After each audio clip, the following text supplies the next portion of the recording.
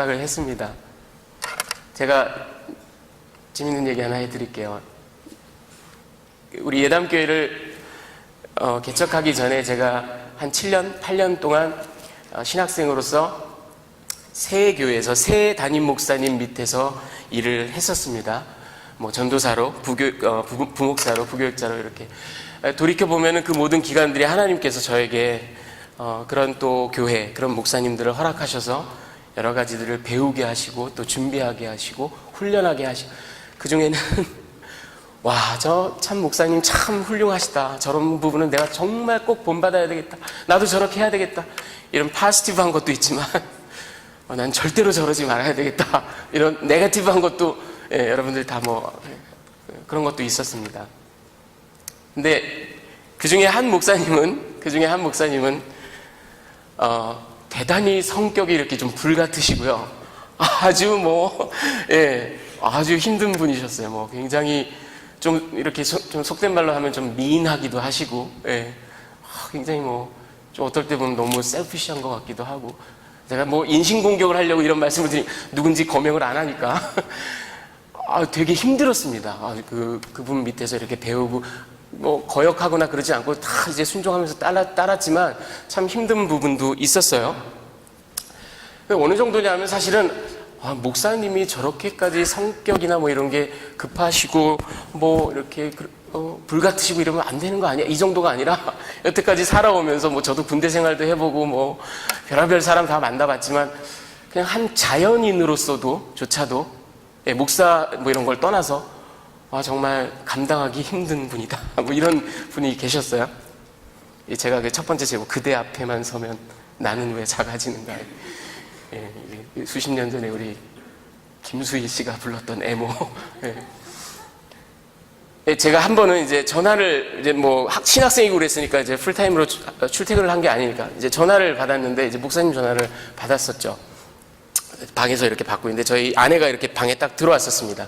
가만히 딱 보니까 담임 목사님이랑 전화를 하잖아요. 그리고 이제 딱 보고 나갔어요. 제 통화를 딱 마치고 방문을 열고 이제 나갔습니다. 저희 아내가 참 잊혀지잖아요. 저를 이제 바라보면서 그 눈빛이 참 불쌍하다라는 것도 있고, 참 애절하다 이런 것도 있고, 좀 약간 화가 난 것도 있고, 그거 좀 묘한 눈빛으로 저를 바라보면서 이렇게 얘기를 하는 겁니다. 여보, 당신은 나의 남편이고 우리 아이들의 아빠고 우리 집안의 제사장이고 내가 존경하는 사람이고 내가 사랑하는 사람인데 이건 좀 너무 심한 거 아니야? 왜 전화를 받는데 무릎을 꿇고 받아? 그러고 나서 보니까 제가 그 양반 전화를 받을 때마다 무릎을 꿇고 너무 무서워가지고 그러면 제가 이렇게 연약한 그릇입니다. 저를 험하게 다루시면 안 됩니다.